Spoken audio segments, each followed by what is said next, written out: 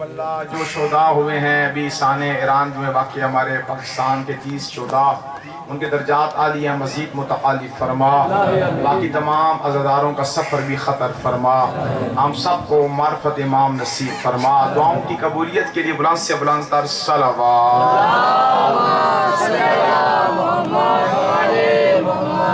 میرے عظیم سامعین، آپ کے سامنے سورہ ضحیٰ کی ایک آیہ مجیدہ معروف و مشہور تلاوت کرنے کا شرف حاصل کیا ہے۔ پروردگار ارشاد فرما رہے ہیں علم یجد کا یتیمن فآبا، پھر فرمایا وواجدک عائلا فاغنا، کہ میرا حبیب آپ یتیم تھے، فآبا ہم نے آپ کو پناہ دی، فرمایا وواجدک عائلا فاغنا، آپ کے پاس دولت پیسہ نہیں تھا، فاغنا، کیونکہ یہاں پہ دونوں پہ یہ ضمیر جو صیغہ استعمال ہوا ہے یہ ماضی کا ہوا ہے، اس کے اندر جو ضمیر ہوا مستتر جس کا فاعل ہے وہ اللہ کی طرف پلٹ رہی ہے، فاغنا تو حس اللہ نے غنی کر دیا۔ اہل سنت اور شیعہ تمام متفق ہیں اس بات پر کہ جس کے مال سے مصطفیٰ غنی ہوا تھا وہ مال غیر کا نہیں تھا، وہ بطول کی ماں خدیجہ کا تھا۔ اور اگلی بات عظیم فرمائیں، سماعت فرمائیں کہ قرآن ہے، قرآن اب کوئی کائنات کا بشر سر اٹھا کر نہیں کہہ سکتا کہ میرے مال میں ذرہ برابر حرام نہیں ہے، حلال نہیں ہے، سارا کا سارا مال حلال ہے، اس کے اندر ذرہ برابر حرام نہیں ہے، کوئی بندہ نہیں کہہ سکتا۔ پوری کائنات میں سر فخر سے اٹھا کر اگر کوئی یہ کہہ سکتا ہے کہ میرا مال اتنا پاک تھا میرا مال، اللہ نے کہا خدیجہ تیرا نہیں، یہ مجھ اللہ کا مال ہے، اتنا پاک مال تھا، فرمایا فاغنا ہم نے غنی کر دیا ہے۔ تو بس آج ایک نئے موضوع کے اوپر میں گفتگو کرنا چاہتا ہوں، اور بس ہوا بھی انشاءاللہ چل پڑے گی، جیسے جیسے مناقب شروع کریں گے اور انشاءاللہ مودت کی ہوائیں نسیم آئیں گی اور ہمارے ملیں گے، کیونکہ ہمارے ایک دو تین کافی موضوع ہیں اسی ٹاپک پر، وہ ایک آج پڑھوں گا، پھر کبھی وقت ہوا اس کے بعد دو تین موضوع گفتگو کرنی چاہیے، وہ آج تک نہیں کیا آپ کے سامنے۔ وہ یہ ہے کہ جو ابھی تک ہمارے ملک پاکستان میں توجہ بھائی یہاں سے گفتگو شروع ہے، آل محمد کی معرفت مودت کا توازن اور تولا جاتا ہے، یہ معرفت کا جو زینہ ہمارے ذہنوں میں بنایا گیا ہے یہ بچوں والی معرفت ہے، ابتدائی معرفت، یہ مزاج جناب سلمان ابو ذر مقداد والی معرفت نہیں ہے، یہ بچوں والی معرفت ہے۔ ہمیشہ آل محمد کا مقایسہ غیر معصوم سے کیا جاتا ہے۔ یہ کون سی فضیلت ہے کہ آل محمد کا مقایسہ غیر معصوم سے کرو اور پھر کہو کہ آل محمد افضل ہیں؟ یہ آل محمد کی شان میں گستاخی ہے۔ امیر المومنین سے لے کر امام زمانہ تک اگر کوئی مقایسہ کرنا ہے کسی کے ساتھ تو پھر انبیاء سے تولو، اور ہی نہیں فرمایا آپ نے میری بات پہ؟ یہ طریقہ، یہ کہ موضوع ہے، انشاءاللہ پھر کبھی وقت اس پر گفتگو کروں گا، لیکن آج میں ایک نئے موضوع پہ گفتگو کرنا چاہتا ہوں، وہ یہ ہے میرے عظیم سامعین، جوان، میرے محترم سامعین، جتنے جہاں کہاں سے آپ آئے ہیں، بس تھوڑی سی گرمی کو برداشت کریں، اپنے اذان کو میرے ساتھ ملائیں تاکہ یہ مقصد خرچ اخراجات جس کے لیے آج ہم جمع ہوئے ہیں، کوئی پیغام کوئی میسج مل کر جائے، میرے سامعین انشاءاللہ اپنے دل سے دعائیں لے کر جائیں اور کچھ حاصل کر جائیں۔ دیکھیں میرے محترم سامعین، ابھی تک مسلمانوں نے کیا ہے، مسلمانوں نے آج تک ہم شیعہ کو، تشیع کو، عرفان ابو طالب علیہ السلام سے روک کر رکھا ہے۔ آج تک ہمیشہ تاریخ کی برگردانی کر کے اٹھا کر دیکھیں، انہوں نے ہمیشہ ابو طالب علیہ السلام کے کلمے اور اسلام پہ گفتگو کی ہے، اس لیے کیوں کی؟ تاکہ وہ حقیقی عرفان امیر المومنین کے والد گرامی ابو طالب علیہ السلام کا تشیع کو مل نہ جائے۔ اور آج تک ہم اسی مجہول میں رک گئے ہیں، پردے میں رکے ہوئے ہیں کہ کون ہے ابو طالب، کسی کو نہیں پتا، معرفت کیا ہے ابو طالب کی نہیں پتا، ساری زندگی گزر گئی بس ان کے اسلام کو ثابت کرتے ہوئے انہوں نے کلمہ پڑھا تھا یا نہیں پڑھا تھا، اسی پہ رک گئے۔ وہ حقیقی معرفت عمران کیا ہے، وہ حقیقی عرفان حضرت ابو طالب علیہ السلام کیا ہے؟ کوئی تاریخ کا بے ضمیر کیا بتائے گا کہ ابو طالب کیا تھا؟ میں لفظ بدل کر کہتا ہوں، کوئی تاریخ کا لٹیرا، کوئی یزید کے ٹکڑوں پہ پلنے والا، کوئی بنی عباس کے دسترخوان کے ٹکڑوں کو جمع کر کر اپنی زندگی کا ذریعہ معاش چلانے والا، وہ کیا بتائے گا کہ علی کا باپ ابو طالب کیا تھا؟ کوئی تاریخ کا لٹیرا کیا بتا سکتا ہے ابو طالب کون تھا، جن کی ولادت بھی خود چار دعویدار ہوں؟ آپ نے غور ہی نہیں فرمایا میری بات پہ۔ وہ بتائیں گے کہ ابو طالب کیا تھا، وہ بتائیں گے کہ حضرت عمران کیا تھے۔ اگر حضرت ابو طالب علیہ السلام کا پوچھنا ہے تو پھر امیر المومنین سے پوچھو، پھر احمد علی سے پوچھو۔ اگر وقت ہوا شاید میں آج میں پہنچ پاؤں گا یا نہیں، میں آج انشاءاللہ کوشش کروں گا۔ بحث یہ ہونی چاہیے تھی کہ حضرت ابو طالب علیہ السلام عصمت کے کس درجے پہ فائز ہے، یہ اصل گفتگو تھی، یہ عرفان ابو طالب تھا، یہ معرفت تھی، اور ہمیں دشمن نے کہاں رو کر رکھا۔ بس جوانوں، بس یہاں سے آپ میرا ساتھ دیں۔ تمام میں اب جو باتیں کر رہا ہوں یہ شیعہ سنی نہیں، تمام مسلمانوں کی ہیں جنہوں نے قلم اٹھایا اور لکھا حضرت ابو طالب کی ولادت، شہادت، ان کی حیات طیبہ میں قلم اٹھایا، سب نے اس بات کو لکھا کہ سن 535 عیسوی میں ان کی ولادت و بسعادت ہوئی ہے، یعنی پیغمبر کی ولادت سے 35 سال پہلے حضرت ابو طالب کی ولادت ہوئی ہے، اور 620 عیسوی میں حضرت عمران کا انتقال ہو رہا ہے، 85 سال حیات طیبہ ہے۔ یہ بات ذہن میں بیٹھ گئی میرے جوانوں کی؟ میں پھر اتفاق کر رہا ہوں، جو فرماؤ ذہن یہاں رکھو۔ میں نے کیا کہا؟ 535 عیسوی پیغمبر کی ولادت سے 35 سال پہلے حضرت ابو طالب کی ولادت و بسعادت ہے، اور 620 عیسوی میں رحلت ہے، 85 سال حیات طیبہ ہے، اور 578 عیسوی میں حضرت عبد المطلب، حضرت ابو طالب کے والد کی رحلت ہو رہی ہے 578 عیسوی میں، اور حضرت ابو طالب کی رحلت کب ہو رہی ہے؟ 620۔ حضرت عبد المطلب کی کب ہوئی؟ 578 عیسوی میں۔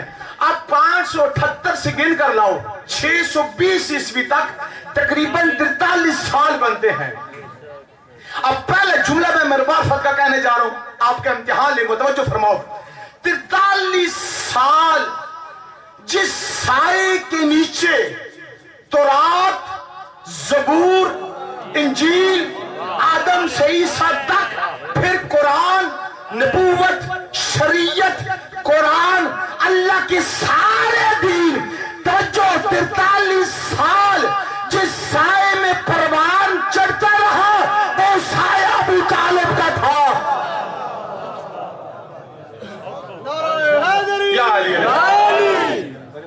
وہ سایہ کس کا تھا؟ حضرت ابو طالب علیہ السلام کا تھا۔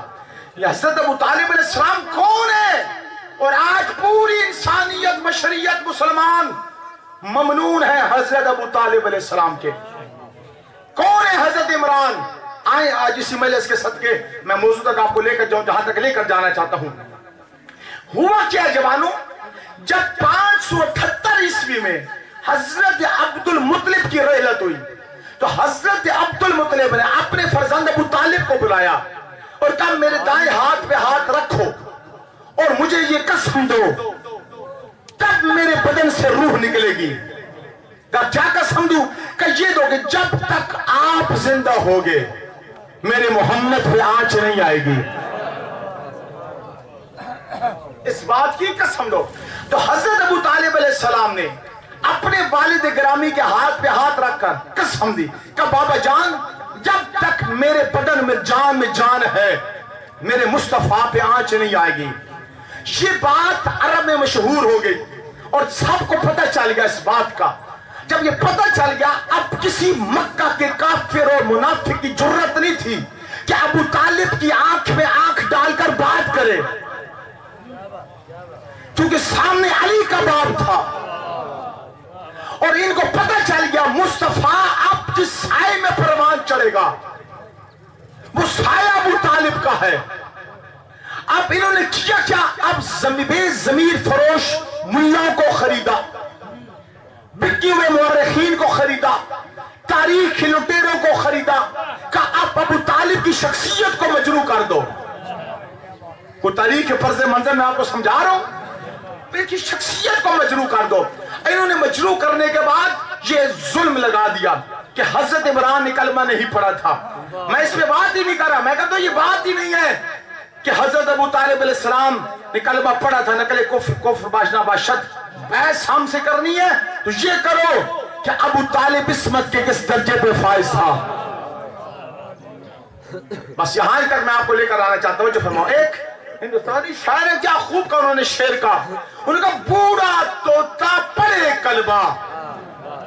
آپ جسے بوڑھا طوطا سمجھ آ گیا وہ مقدر کا سکندر ہے. جسے سمجھ نہیں آیا مجلس کے بعد اس سے پوچھ لے جسے سمجھ آ گیا ہے. میں پھر کہتا ہوں دیکھو میری طرف، بوڑھا طوطا پڑھے کلمہ تو وہ مومن بن جائے. پچھلے بندوں کو بھی سمجھ نہیں آ رہی، پھر میں کہہ رہا ہوں بھائی دیکھو میری طرف، میں بڑی زحمت کر کے آپ کے لیے لے کر آیا ہوں، نئی باتیں توجہ رکھو. بوڑھا طوطا پڑھے کلمہ تو وہ مومن بن جائے، وہ مسلمان ہی نہیں کلمے کو پالا جس نے.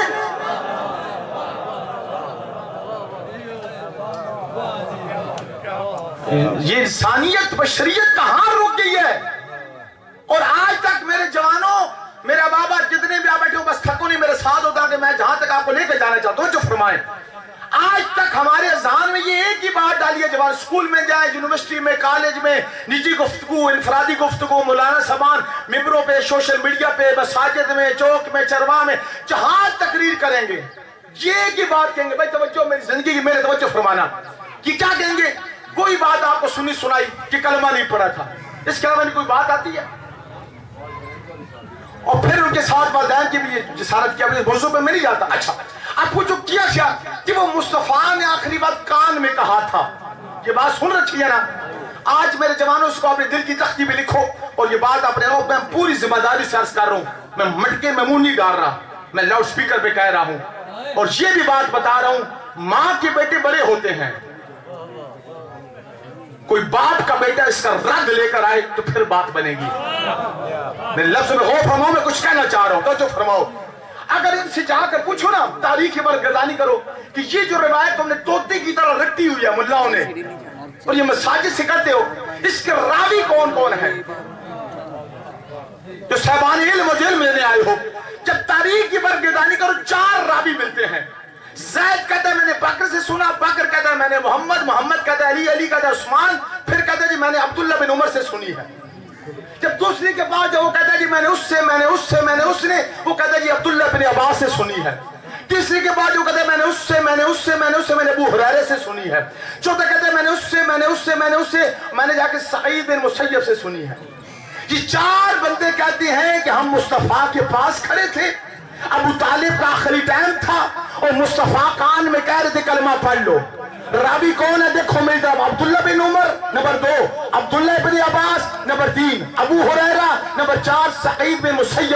5واں راوی تمہیں کہیں نہیں ملے گا. آپ میں خیال تھکے بیٹھے ہو، میرے خیال ہے میرا ساتھ نہیں دے رہے. میں تو بڑی اوپر کی باتیں لے کے جانا چاہتا ہوں. ہمارے اگر تمہیں 5واں راوی نہیں ملے گا، دیکھو میری طرف بہت اب قیمتی گفتگو ہو رہی ہے، 5واں راوی نہیں ملے گا. اب پہلا راوی کون ہے؟ عبداللہ بن، پھر بولو عبداللہ بن عمر، حضرت عمر کا بیٹا. اور حضرت عمر کے بیٹے نے ساری زندگی علی کے ہاتھ پہ بیعت نہیں کی. میں نہیں کہہ رہا ہے، سنت کہہ رہے ہیں. حجاج ابن یوسف جیسا ظالم، ستمگر، فاسق، فاجر بندہ کوفہ میں لیٹا تھا، آدھی رات کا ٹائم تھا، اس کے دروازے میں ٹکر باب ہوا، نوکر نے دروازہ کھولا، سردیوں کا موسم تھا، حجاج لحاف اوڑھ کر سوئے ہوا تھا. کسی نے کہا عبداللہ بن عمر آیا ہے. اس نے لحاف سے منہ نکالا، کہا آدھی رات کا ٹائم ادھر کیوں آ گئے ہو؟ کہ میں سویا تھا، مجھے یاد آ گیا رسول نے کہا تھا من مات ولم یعرف امام زمان ہی، اور انہیں فرما رہے مات امیتت انجلیہ، جو اپنے وقت کے امام کی بیعت نہ کرے، وہ جاہلیت کی موت مرے۔ اس نے کہا میں سوچ رہا تھا اگر میں رات میں مر گیا تو پھر کیا بنے گا؟ حجاج توجہ، حجاج ادھر لیٹے ہی لیٹے، لحاف سے ہاتھ نہیں نکالا، پاؤں نکالا، کہا اس میں بیعت کر، اور عبداللہ ابن عمر نے حجاج ابن یوسف کے پاؤں پہ بیعت کی۔ یہی ہے جو اللہ کے ہاتھ میں بیعت نہیں کرو گے نا پھر شیطان پہ بیعت کرنی پڑے گی۔ یہ عبداللہ ابن عمر سمجھ آگے کون ہے؟ اچھا، اب جب حضرت عمران کا انتقال ہوا تھا، یہ عبداللہ ابن عمر تمام اہل سنت کے اتفاق ہے کہ 2 سال کا بچہ تھا۔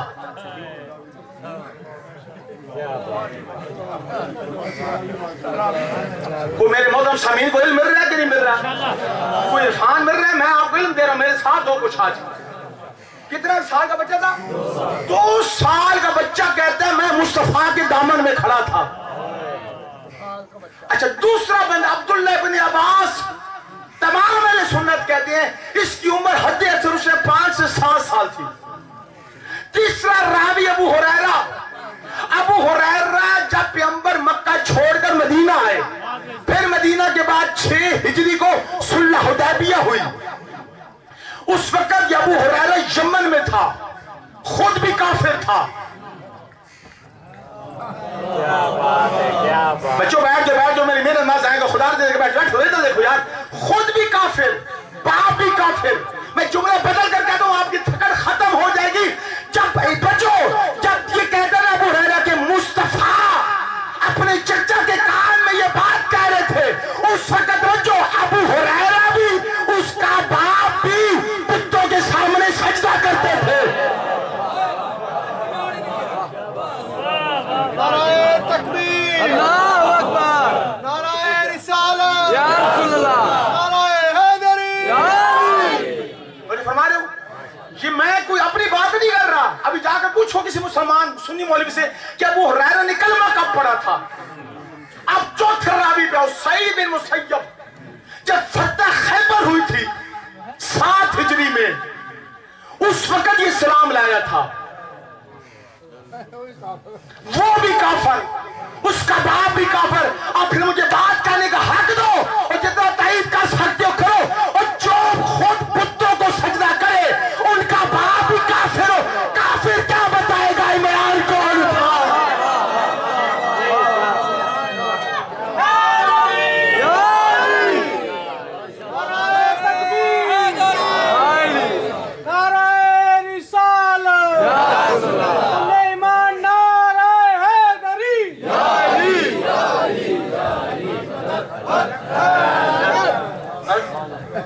جو خود کافر ہو اسے کیا پتا عمران کون تھا؟ جو خود بتوں کو سجدہ کر، وہ کہتا ہے میں مصطفیٰ کے پاس کھڑا تھا۔ مسلمان شرم کے مار نہیں جانے چاہیے تجھے، شرم۔ اب اگلی بات سنو، توجہ۔ اچھا پھر اگلی بات سنیں بھائی، ابھی میں اس کا ترجمہ نہیں کر رہا۔ علم یجد کا یتیمن فآوا، توجہ، یہ بات مسلمات میں سے ہے۔ جب ہجرت ہوئی تھی، پیغمبر اعظم غار ثور میں گئے تھے، اور ساتھ بقول مسلمانوں کے حضرت ابوبکر بھی تھے۔ مکڑی نے جالا بنا، کبوتری نے انڈا بھی دیا، اندر پانی بھی تھا، اہل سنت کہتے ہیں بکری کا دودھ بھی تھا۔ میں اپنی بات نہیں کر رہا، پانی کا مشکیزہ بھی تھا، بغل میں مصطفیٰ بھی بیٹھا تھا۔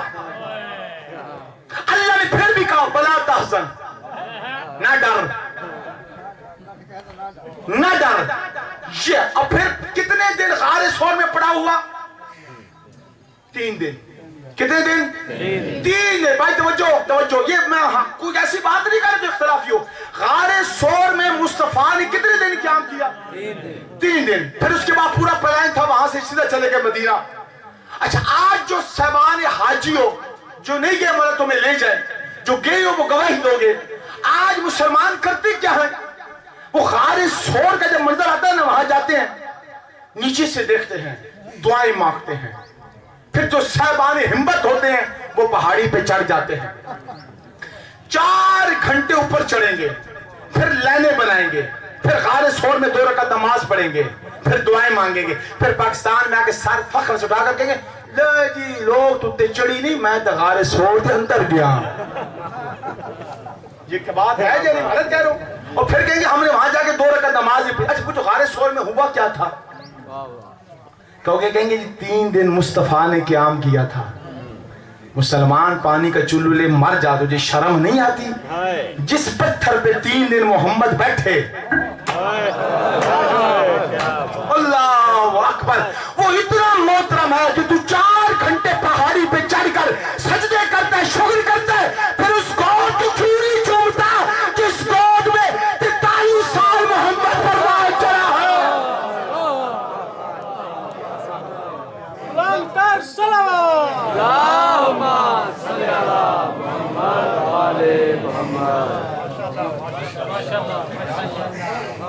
کوئی علم مل رہا ہے میرے محترم سامعین؟ 43 سال جدھر مصطفیٰ نے پناہ لی، اس کا کوئی احترام نہیں۔ جس پتھر پہ مصطفیٰ نے 3 دن قیام کیا وہ صاحبان حرمت بن گیا۔ یہ وجہ میرے مولا امام صادق علیہ السلام صلوات پڑھے گا معصوم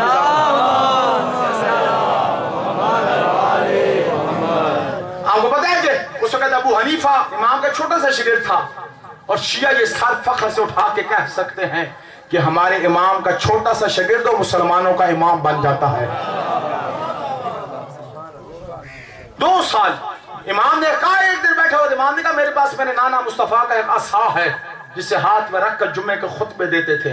ابو حنیفہ نے کہا مولا لے آنے، چومنا چاہتا ہوں۔ امام حجرے میں یہ عصا لے کر آئے، ابو حنیفہ آگے آیا، امام نے عصا ہٹا لیا۔ امام نے کہا تجھے شرم نہیں آتی؟ جس لکڑی پہ میرے نانا کا ہاتھ آئے اسے تو چومتا ہے، اس ہاتھ کو کیوں نہیں چومتا جس کی رگوں میں محمد کا خون بہہ رہا ہے؟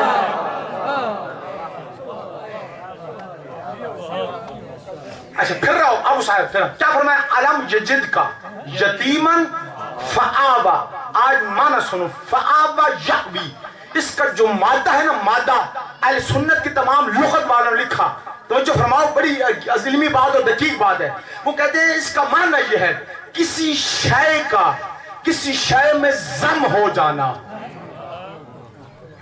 یا عرب والا وہاں استعمال کرتے فآبا۔ اب آپ کو میں سمجھاتا ہوں، جب مبالہ ہوا تھا تو کیا ہوا؟ اللہ نے کیا فرمایا؟ انفسنا انفسکم، کیا کہا تھا؟ ذات مرتضی، ذات مصطفیٰ میں ضم ہو گئی ہے، اس کے اندر چلی گئی۔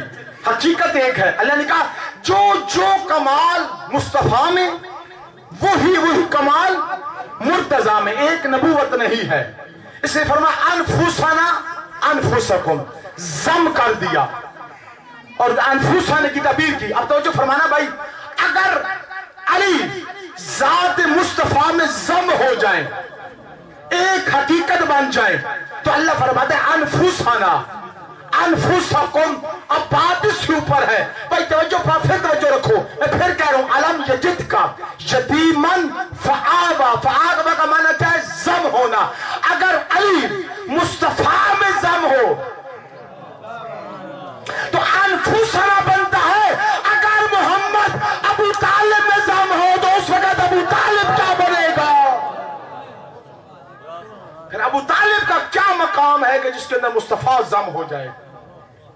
یہ فرمایا علم یجد کا یتیمن فآوا۔ حضرت ابو طالب کی شجاعت کو دیکھو، بچے پوری عرب کہ وہ لوگ جہاں عرب میں شجاعت کا ان کا پورا نام تھا کہ عرب کے بندے ایک ایک بات میں ایک ایک صدی لڑتے رہتے تھے۔ ایک دن کیا ہوا کہ حضرت ابو طالب گھر میں بیٹھے ہیں اور کسی نے آ کر کہا کہ آپ کا بھتیجا مصطفیٰ نہیں مل رہا۔ اب کیا کیا؟ حضرت عمران نے اپنے 20 غلاموں کو کہا اٹھو، چھوٹی تلواریں نکالو، آستینوں میں چھپا لو، اور عرب کے مکہ کے ایک ایک منافق کے پاس بیٹھ جاؤ، میں جا رہا ہوں اپنے بھتیجے کو ڈھونڈنے کے لیے۔ اگر مجھے زندہ مل گیا، میں جب واپس آیا میرے ہاتھ میں میرے بھتیجے کا ہاتھ ہوا نا، تو پھر مکہ کے بندے کو کچھ نہ کہنا۔ اگر میرے ہاتھ میں میرے بھتیجے کا ہاتھ نہ ہوا تو پھر مجھ سے پوچھنا نا، تلواریں نکال کر ان کے سینوں میں پیوست کر دینا۔ اب تاریخ والے کہتے ہیں حضرت ابو طالب نے کیا کیا؟ پہاڑیاں رد کرنا شروع کی۔ ابو قبیس کی پہاڑی کو رد کیا، مصطفیٰ نظر نہ آئے، ایک اور پہاڑی پر گئے، پھر جب دیکھا، کیا دیکھا؟ ایک جگہ پہ مصطفیٰ نماز پڑھ رہے ہیں، پیچھے مرتضیٰ سجدہ کر رہے ہیں۔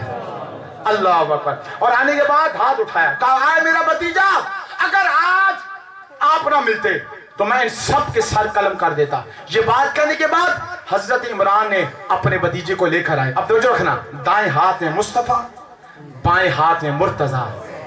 مکہ کے منافقوں نے کہا عمران تیرے چہرے پہ جلال بڑا ہے، ہیبت بڑی ہے۔ اس وقت حضرت عمران نے اشارہ کیا، کہا نکالو تلواریں اپنی۔ 40 غلاموں نے تلواریں نکالی، کہا اگر آج مجھے میرا بیٹا زندہ نہ ملتا نا تو یہ تلواریں تمہارے سینوں میں پیوست ہو جاتی۔ اس کے بعد اگر جملہ فرمایا الم تعلموا انا وجدنا محمدا نبیا صحا کا موسیٰ صحا فی ذالک الکتب۔ ایک شعر میں کتنے عقیدے بتائے، کہا جان لو الم تعلموا انا، ہم نے پایا ہے محمد کو نبی، کا موسیٰ کی طرح، کا ذالک فی الکتب، تورات میں بھی، زبور میں بھی، انجیل میں بھی۔ جب مکہ میں محمد کی نبوت کا بھی نام نہیں تھا، اس وقت حضرت عمران نے کہا یہ میرا بھتیجا محمد نبی ہے۔ اور اللہ نے سورہ مزمل میں اسی مفہوم کی آیت کو لے کر آگے۔ اب مولوی صاحب دو ہی باتیں ہیں، یا تجھے ماننا پڑے گا عمران کی بات کو، اللہ قرآن میں لے کر آیا، یہ تو مانے گا نہیں، پھر تجھے ماننا پڑے گا جیسے میرا محمد خاک پر بیٹھ کر لوح محفوظ کا مطالعہ کرتا تھا، علی کا باپ بھی زمین پہ بیٹھ کر لوح محفوظ کا مطالعہ کرتا تھا۔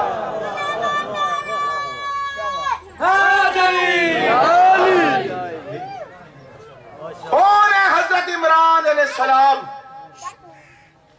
اور آج سارے مسلمان، ابھی دیکھ لیں جوانوں، سوشل میڈیا کا زمانہ ہے، کہتے ہیں یہ صحاب افضل ہیں آل محمد سے۔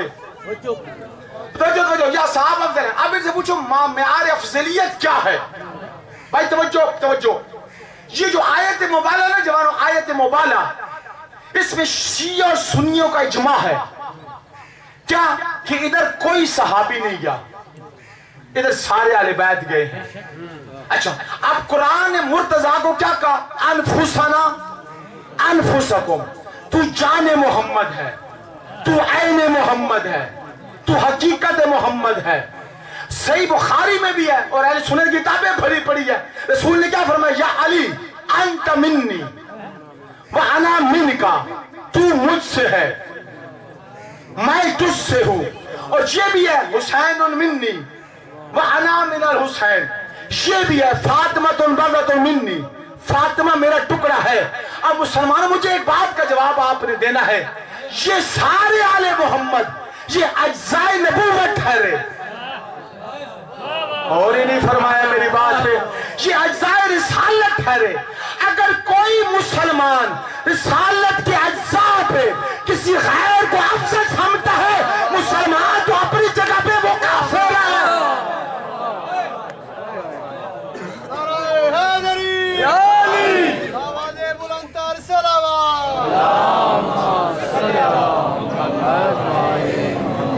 تھوڑا سو میرے ساتھ مزاج ہے، درود پڑے گا محمد والے محمد، بلند آواز سے درود پڑے محمد والے۔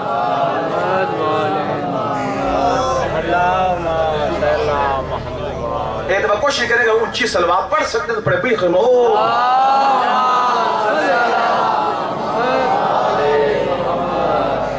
توجہ فرما رہے مسلمانوں، توجہ صاحبان علم، توجہ، کسی کے کافر کہنے سے کوئی کافر نہیں بنتا۔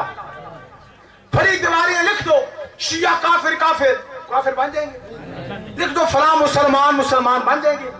مسلمان وہ جسے اللہ اور اللہ کا رسول کہے، ایسا ہے یا نہیں ہے؟ کافر کون؟ جسے اللہ اور اللہ کا رسول کافر کہے، یہ حقیقت ہے نا۔ اچھا، اب آپ جائیں، جا کر قرآن کا مطالعہ فرمائیں، سورہ بقرہ بھی، سورہ اعراف بھی، ان دو سوروں کا مطالعہ فرمائیں۔ خدا نے وہاں پہ باب حتہ کا ذکر فرمایا، بڑی مفصل بحث ہے. ذکر کرنے کے بعد کہا کہ جو ادھر سے داخل ہوگا وہ مومن ہے. یہ پوری آیات اب میں نہیں پڑھتا، بڑی مفصل ہے. خلاصہ آئیں، کتاب کا نام ہے سوائق المحکہ، یہ بنی حجر حتمی مکی کی. اچھا، سوائق المحکہ معنی کیا ہے؟ جلا دینے والی کتاب. یہ ایسی لکھی تھی کہ شیعہ کیا ہو جائیں؟ جل جائیں، راکھ ہو جائیں، انگارہ بن جائیں، اس لیے لکھی تھی. اس کے اندر راوی ابن عباس، ٹھیک ہے، اہل سنت کا بہت بڑا راوی ہے. یہ کہتا ہے میں پیغمبر کی بارگاہ میں تھا، میں نے پوچھا یا رسول اللہ، اللہ نے قرآن میں 2 جگہ حتہ کا ذکر فرمایا، ایک سورہ بقرہ ایک سورہ اعراف، اور کہا جو حتہ میں داخل ہوگا وَادْخُلُوا الْبَابَ سُجَّدًا وَقُولُوا حِطَّةٌ نَغْفِرْ لَكُمْ خَطَايَاكُمْ. اللہ کہتے ہیں حتہ سے داخل ہو. ہماری جو پہلے تھی نا کعبہ بیت المقدس، اس کے ایک دروازے کا نام کیا تھا؟ باب حتہ. حتہ حتہ کہتے ہیں کسی گناہوں کے جھڑ جانے کو.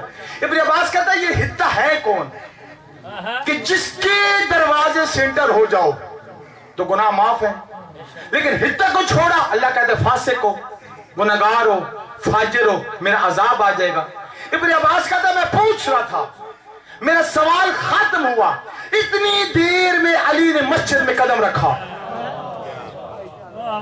علی نے کہا، پیغمبر نے کہا اے ابن عباس علی باب حتہ، اے ابن عباس یہ علی باب حتہ ہے. اگلی بات سنا، فرمایا فمن دخل منہ کان مؤمنا ومن خارج منہ کان کافرا. میں نہیں کہہ رہا، سوائے کے محکہ والا کہہ رہے، ابن حجر حتمی مکی کہہ رہے. توجہ رکھو، وہ کہتے ہیں رسول نے کہا ابن عباس جو علی کی ولایت کے اندر آ گیا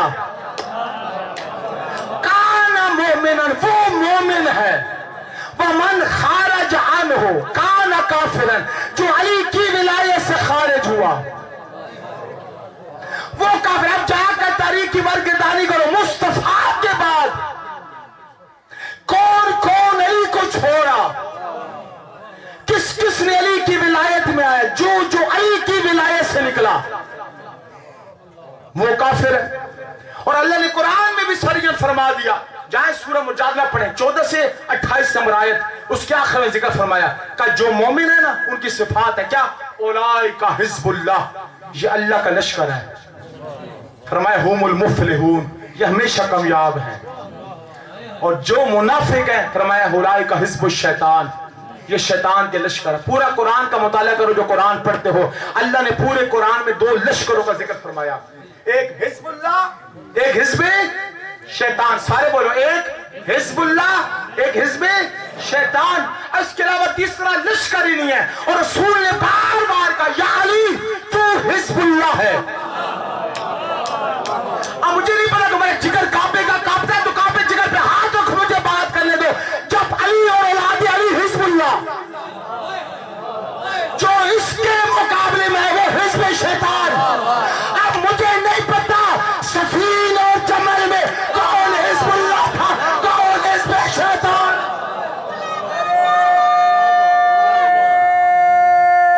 آدھان کر کے سارا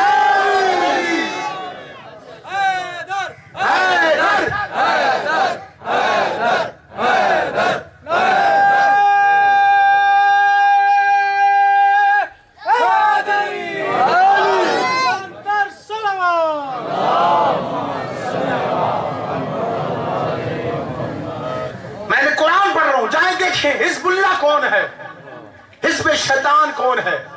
جب امیر المومنین کا لشکر حزب اللہ تو سامنے والا شیطان. اب سمجھ آئے گی مصطفیٰ نے کیوں کہا تھا مارے یاسر، تجھے ایک باغی لشکر مارے گا، باغی نہیں حزب شیطان مارے گا. کیوں فرمایا علی حزب اللہ ہے. آپ جو مسلمان کہتے ہیں نا کربلا میں 2 شہزادوں کی جنگ تھی، انہیں بھی پتہ چلے گا کربلا میں 2 شہزادے نے حزب اللہ حزب شیطان تھا. جو حسینی تھا وہ حزب اللہ، جو یزیدی تھا وہ حزب شیطان تھا. اور آج بھی دیکھ لو مسلمانوں، جو حسینی ہے وہ حزب اللہ ہے، اور جو یزیدی ہے وہ حزب شیطان ہے. اور کیا وجہ ہے کہ آج پوری دنیا فقط ایک ایران سے ڈرتی ہے؟ پتہ ہے کہ یہ حزب اللہ والے ہیں. کیوں کوئی اس کی آنکھوں میں آنکھیں نہیں ڈال رہا؟ سب حزب شیطان. یہ حزب اللہ ہے. اور حضرت عمران علیہ السلام نے جب بات ٹاپک تھا، حضرت عمران نے یہ حزب اللہ لشکر تیار کیا. کون ہے حضرت عمران؟ حضرت ابو طالب علیہ السلام وہ اللہ کا قسم خدا کی نمائندہ حجت ہے. اور حضرت عیسیٰ اور حضرت عمران میں، حضرت پیغمبر میں 5 صدیوں کا فاصلہ ہے. کتنا فاصلہ ہے؟ 5 صدیوں کا. اور یہ حدث سے اتفاق ہے کہ لولا الحجہ لسخط الارض بعلیہا، اگر حجت نہ ہو تو زمین اسمان میں جو کچھ ہے وہ تباہ برباد ہو جائے گا. مجھے بتاؤ ان 500 سال میں کون حجت تھی؟ تاریخ میں کہ عبد المطلب حجت تھے، پھر کہا کہ ابو طالب حجت تھے. وہ پہران قمیض ابراہیم، عصائے موسیٰ، تابوت سکینہ، یہ انبیاء کا کس ہاتھ نے محمد کے ہاتھ میں دیا؟ جس ہاتھ نے دیا اس ہاتھ ہی کو ابو طالب کا ہاتھ کہتے ہیں. نعرہ حیدری. میں بس آخر تک آ گیا ہوں جہاں تک میں آپ کو لے کر آنا چاہتا تھا. توجہ فرماؤ، میں نے کیا کہا ہے؟ میری یہ ساری گفتگو ایک طرف جوانوں تھکن دور ختم کر، جس کے لیے میں محنت کر کے آپ کے لیے لایا ہوں. یہ روایت ایک طرف، اس روایت کو غور فرماؤ. میں نے کیا کہا تھا؟ عصمت ابو طالب ثابت کروں گا، بتاؤں گا کہ ابو طالب عصمت کے کس درجے پہ فائز تھے. بس اس روایت کو غور فرمانا. ایک دن امیر المومنین صحاب کی جھرمٹ میں بیٹھے تھے. کسی نے کہا یا علی، آپ کتنا مقام ہے، آپ کتنا شرف ہے، آپ کی اتنی عزت ہے. وَأَبُوكَ مُعَذَّبٌ فِي النَّارِ، اور آپ کے والد گرامی جہنم میں ہیں. جب یہ بات کی امیر المومنین نے فرمایا واللہ فزّا، اللہ تیرے منہ میں خاک ڈالے. جملہ سنا، فرمایا میرا باپ جہنم میں ہے. بات سننے کی توجہ فرماتا ہوں، جو بڑی روایت ہے. کہاں؟ اب سنا. فرمایا واللہ بعثنی محمد نبیا بالحق، مجھے قسم ہے اس اللہ کی جس نے محمد کو حق کا نبی بنا کر بھیجا. جملہ سنا. فرمایا لو شفع ابی علی کل عرض المذنب تشفع اللہ. فرمایا توجہ، علی فرما رہے مجھے قسم ہے محمد کی، اگر بھرے میدان معاشر میں میرا بابا پوری روئے زمین کے گناہگاروں کی شفاعت کرے. اللہ اکبر. جس کے لیے میں زحمت کر کے میرے ساتھ دینا. عربی میں 2 لفظ ہیں، ایک ہے لو، ایک ہے ان میں بڑا فرق ہے.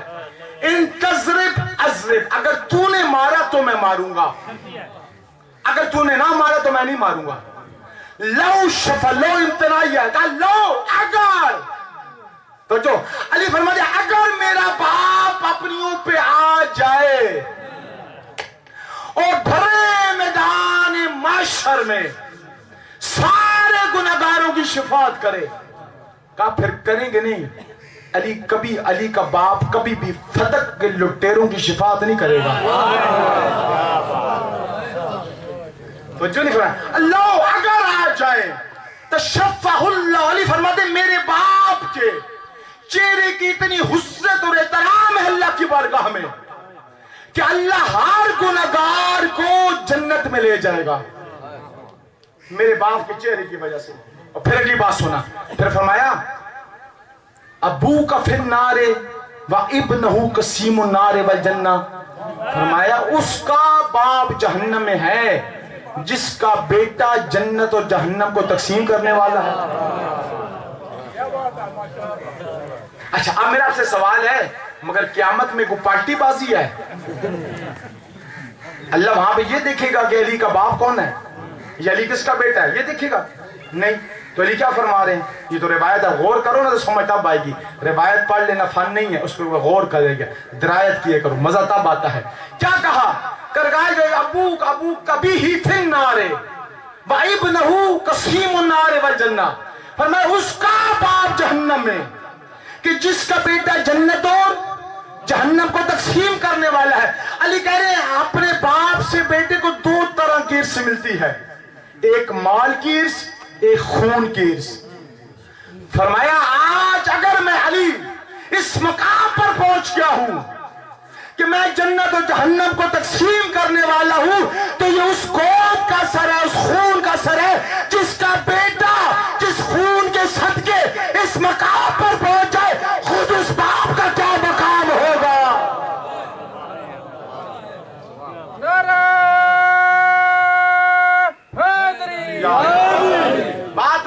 اور اوپر آئے، ابھی اور اوپر آئے، بات ختم نہیں ہے، بات اوپر کی ہے، لذت ہے۔ پھر علی نے سنا، فرمایا پھر قسم کھائی والذی بعثنی محمد نبیا بالحق، مجھے قسم ہے اس اللہ کی جس نے مصطفیٰ کو حق کا نبی بنا کر بھیجا۔ فرمایا بروز معاشر انا نور ابی لا یطفی انوار الخلائق، فرمایا بھرے میدان محشر میں میرے باپ کے چہرے سے ایک ایسا نور نکلے گا، فرمایا لا یطفی انوار الخلائق، خود خلائق جمع، پھر اس کے اوپر آگئی الف لام ساری، آپ توجہ فرمائیں، یعنی کیا؟ یعنی یہ امیر المومنین فرماتے بھرے میدان معاشر میں حضرت آدم علیہ السلام سے لے کر عیسیٰ تک انبیاء بھی کھڑے ہیں، سارے اوصیاء بھی کھڑے ہیں، سارے عرفاء بھی کھڑے ہیں، فرمایا میرے بابا کے چہرے سے ایسا نور نکلے گا لا یطفی انوار الخلائق، جو سارے کے سارے نوروں کو خاموش کر دے گا۔ اللہ اکبر، اللہ، فرمایا اللہ ان نوری، مگر ہم 14 کا نور ہمارا ایک طرف ہے۔ پھر فرمایا ان نور ہی نورنا، فرمایا ہمارا نور ہمارے بابا کے نور میں سے ہے۔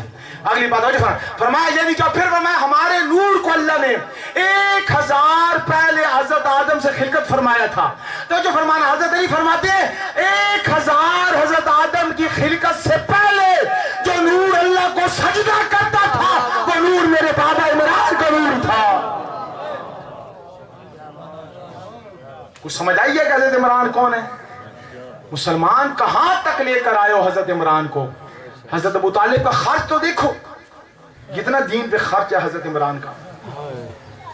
اور آپ قرآن پڑھتے ہیں، قرآن میں جَبَلَ نَبْلُغَنَّكُمْ بِشَيْءٍ مِّنَ الْخَوْفِ وَالْجُوعِ وَالنَّقْصِ وَالْأَمْوَالِ وَالثَّمَرَاتِ وَبَشِّرِ الصَّابِرِينَ۔ جوانوں بس آخری بات، توجہ، پوری توجہ۔ معیار افضلیت کیا ہے؟ اللہ کہتا ہے دیکھوں گا کہ دین پہ مال کتنا خرچ کیا ہے، جانیں کتنی خرچ کی ہے، خوف کو کتنا برداشت کیا ہے۔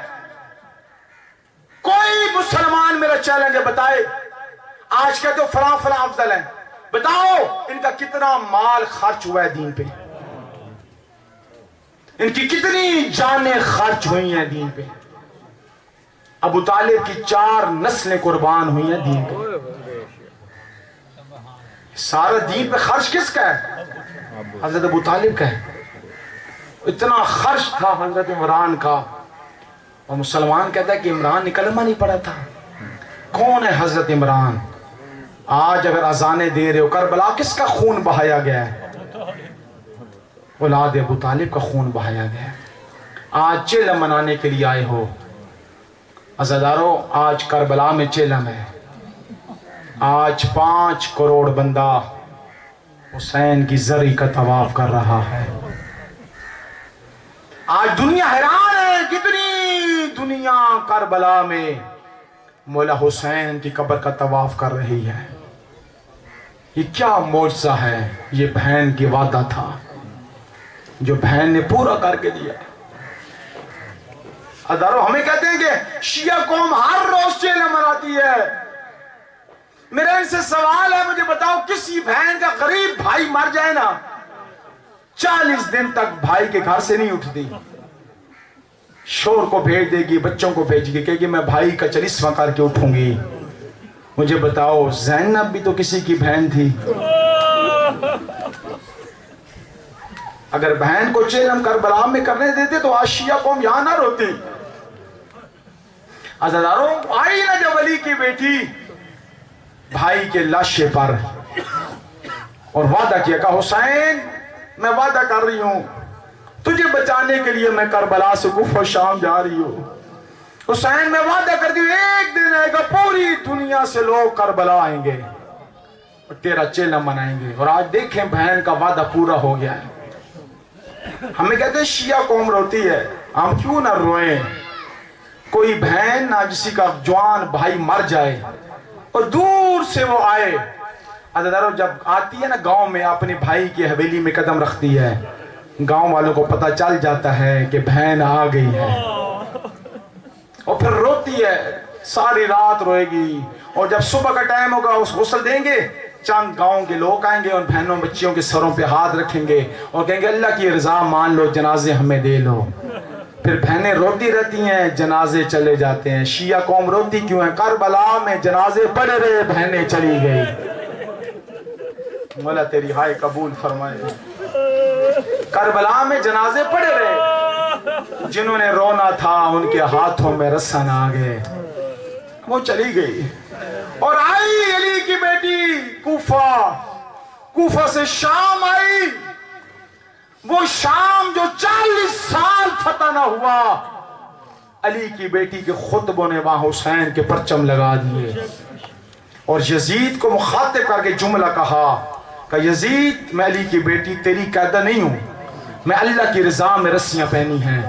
यजीद, जो तेरे आबा व अजदाद मर गए उन्हें कब्रों से निकाल ले, क़यामत तक जो यजीदी पैदा होने ने जमा कर ले और पूरी जोर लगा ले।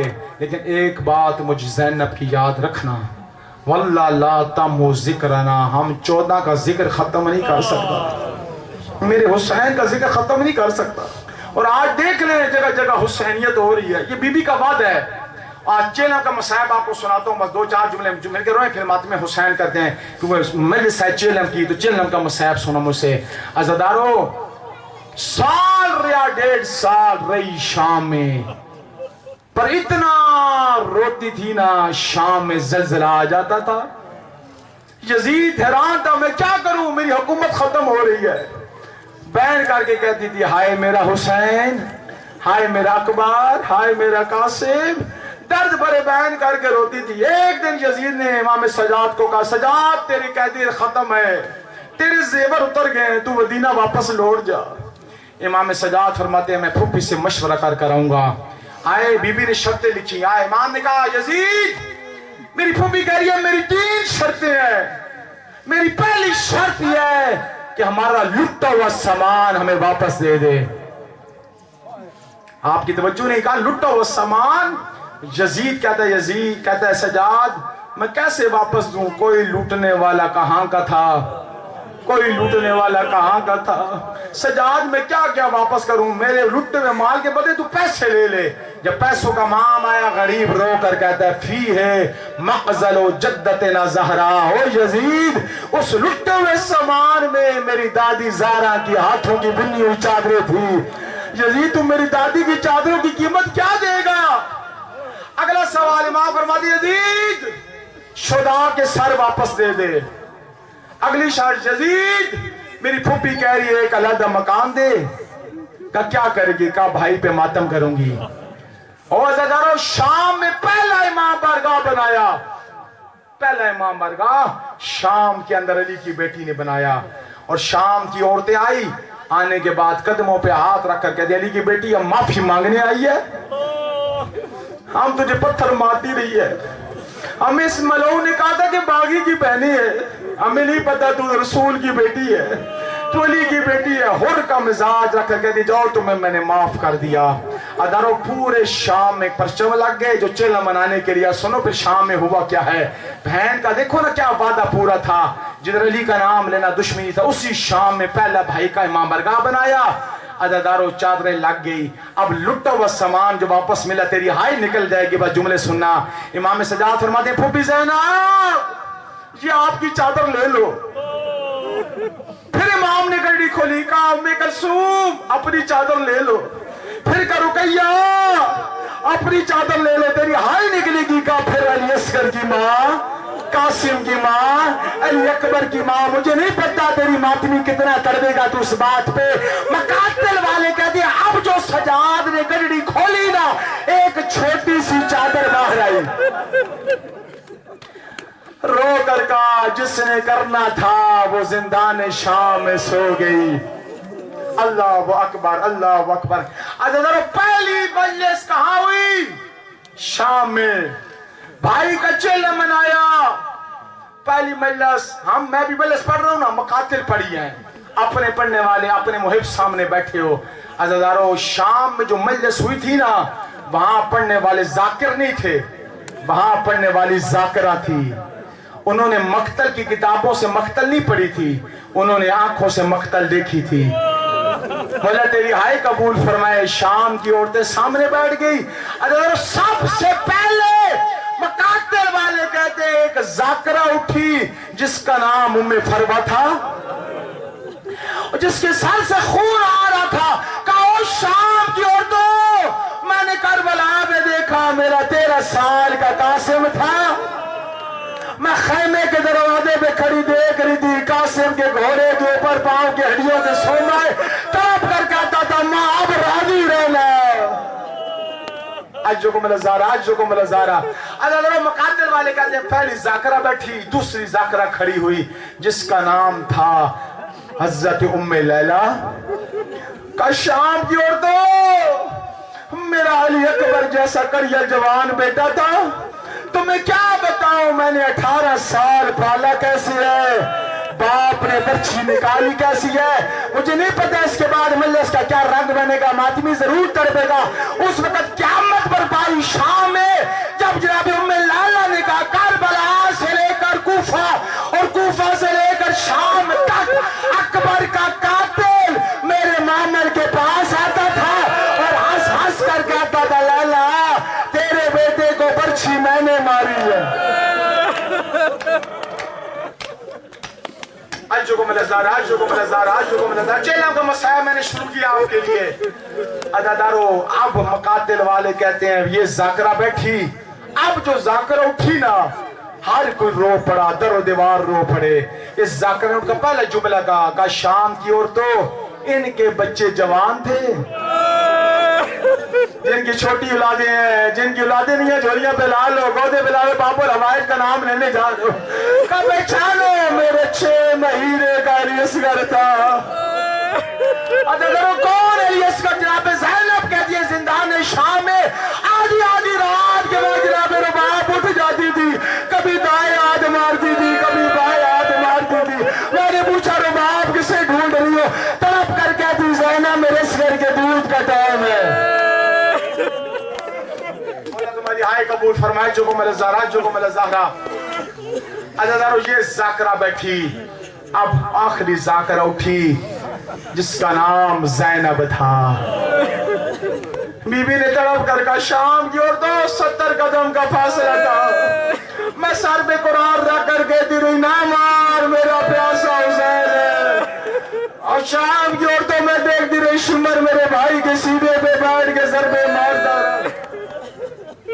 اللہ جب رہائی ملی نا، رہائی بس 2 جملے جس کے زحمت کر کر آیا ہوں، رہائی ملی، امام سجاد فرماتے چل رہے الیاصغر کی والدہ کہنی بیٹا سجاد پہلے مجھے بیٹی کی قبر پہ لے جا۔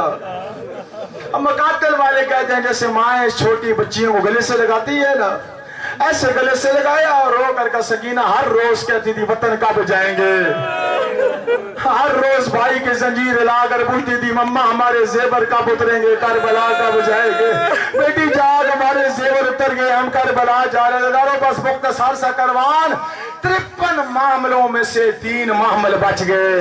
جتنی سیدانیاں تھی کربلا شہید ہو گئی، کوئی کوفہ میں شہید ہو گئی، کوئی شام میں شہید ہو گئی۔ ان 53 معاملوں کی بات حضرت عباس کے ہاتھ میں تھی، آج 3 معامل کی ڈور سجاد کے ہاتھ میں ہے، کمر جھکی ہوئی ہے، آنکھوں سے خون بہ رہا ہے، 22 سال کا حسین کا کڑیل جوان بیٹا ضعیف ہو گیا۔ اللہ یہ کروان چلتا چلتا جب کربلا پہنچا نا، کل چیلم کا دن ہے، مولا ہم کربلا نہیں آ سکے، مولا خوش نصیب ہے وہ بندے جو کربلا تیری زری کے پاس آج کھڑے ہیں، مولا ہم نے عالم غربت میں تیرا چیلم منانے کے لیے تمام کی ہے، مولا ان سادات اہل سادات کا یہ خرچ اخراجات اپنی بارگاہ میں قبول فرمانا، مولا ہمیں بھی اپنی بارگاہ میں چیلم کے لیے کربلا بلانا۔ اللہ دارو کربلا کا پہلا زائر کا نام جابر بن عبداللہ انصاری تھا۔ جابر کہتا ہے میں اپنے غلام کے ساتھ بیٹھا تھا، شام کی طرف سے کچھ مجھے محمل نظر آئے، جابر کہتا ہے میں نے غلام کو کہا جا دیکھ کون ہے، غلام کہتا ہے کالے کپڑے ڈلے ہوئے ہیں، ایک آگے جوان ہے جس کی کمر جھکی ہوئی ہے، جس کی آنکھوں سے خون آ رہا ہے، لگتا ہے کہ انہوں نے بڑا مارا ہے۔ اور جابر کہتا ہے لگتا ہے علی کی بہن علی کی بیٹیاں کربلا واپس آ رہی ہیں. جابر کہتا ہے میں نے دیکھا ابھی اونٹ بیٹھ رہے تھے علی کی بیٹیاں اتر گئی. اللہ کرو ہر شہید علی اکبر کی ماں اپنے بیٹے کی قبر پہ, قاسم کی ماں اپنے مقاتل والے کہتے ہیں حسین کی بہن آئی تو سیدھا اپنے بھائی کی قبر پہ. بس یہ آخری جملہ اس کی بات ماتم حسین آؤ مل کر ماتم کریں. جملہ زخمی ہاتھ حسین کی قبر پہ رکھا, پھر دوسرا ہاتھ سجاد اور باقر کا رکھا اور کہا حسین تیری نسل بچا کے لے آئی ہوں, تیری بہن کی نسل ختم ہو گئی ہے, پر حسین بہن کو معاف کرنا, تیری سکینہ واپس نہیں لا سکی. حسین تیرے دل کا تمیز میں شام میں دفن کر کے آ گئی ہوں. اللہ تعالیٰ تیری ہائے نکلے گی. اگلا جملہ سنا, مجھے نہیں پتا تو کتنا ماتم کرے گا. آیت اللہ جوادی عامری نے تم میں جملہ کہا تھا قیامت برپا ہو گئی تھی. کہا حسین 11 محرم 61 تھی, تیری لاش پہ میں آئی تھی, تیری لاش 11 حصوں میں تقسیم ہو گئی تھی, پر حسین میں نے پہچان لیا تھا کہ مدینے والا حسین ہے. ایک دفعہ قبر سے باہر نکل, آج مجھے دیکھ نہیں پہچانے گا میں مدینے والی زین. حسین مجھے شام کے دکھوں نے ضعیف کر ڈالا. ماتم حسین